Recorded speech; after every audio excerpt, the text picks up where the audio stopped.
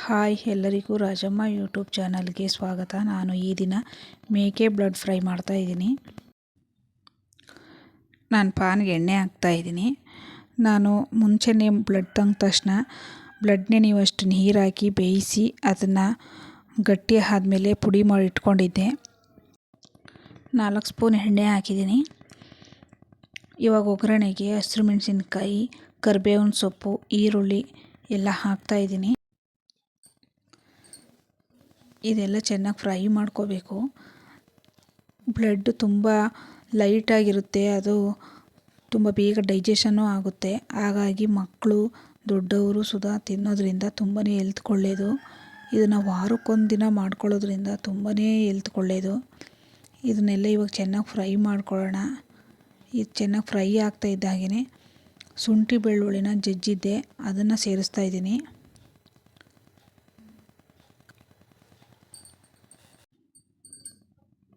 ಅದು ಸ್ವಲ್ಪ ಚೆನ್ನಾಗಿ ಫ್ರೈ ಆಗಬೇಕು. ಅದು ಫ್ರೈ ಆಗ್ತಾ ಇದ್ದಾಗೇ 2 ಸ್ಪೂನ್ ಖಾರದ ಪುಡಿ ಹಾಕೋತಾ ಇದ್ದೀನಿ. ಖಾರದ ಪುಡಿ ಹಾಕೋದ್ರಿಂದ ತುಂಬಾ ಟೇಸ್ಟ್ ಕೊಡುತ್ತೆ. ನಾನು ಯಾವಾಗಲೂ ಮನೇಲೇ ಮಾಡ್ಕೊಂಡಿರುವಂತಹ ಖಾರದ ಪುಡಿನೇ ಉಪಯೋಗಿಸೋದು. ಅದಕ್ಕೆ ನಾನು 6 ಮೊಟ್ಟೆ ಸೇರಿಸ್ತಾ ಇದ್ದೀನಿ. ಮೊಟ್ಟೆ ಸೇರಿಸೋದ್ರಿಂದನೂ ಬ್ಲಡ್ ತುಂಬಾ ಟೇಸ್ಟ್ ಕೊಡುತ್ತೆ.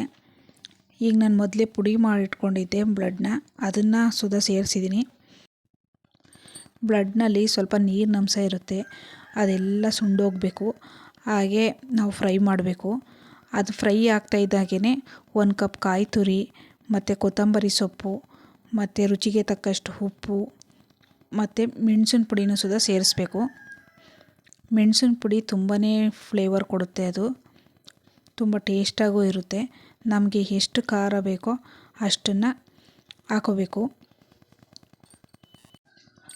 ಒಂದು 5 ನಿಮಿಷ ಚೆನ್ನಾಗಿ ಎಲ್ಲ ಹಾಕಿ ಫ್ರೈ ಮಾಡಬೇಕು. ಆವಾಗ ತುಂಬ ಟೇಸ್ಟಾಗಿರುವಂತಹ ಬ್ಲಡ್ ಫ್ರೈ ರೆಡಿಯಾಗುತ್ತೆ. ಈ ರೆಸಿಪಿ ನಿಮಗೆ ಇಷ್ಟ ಆಗಿದರೆ ನಮ್ಮ ಚಾನಲ್ಗೆ ಸಬ್ಸ್ಕ್ರೈಬ್ ಮಾಡಿ. Thank you.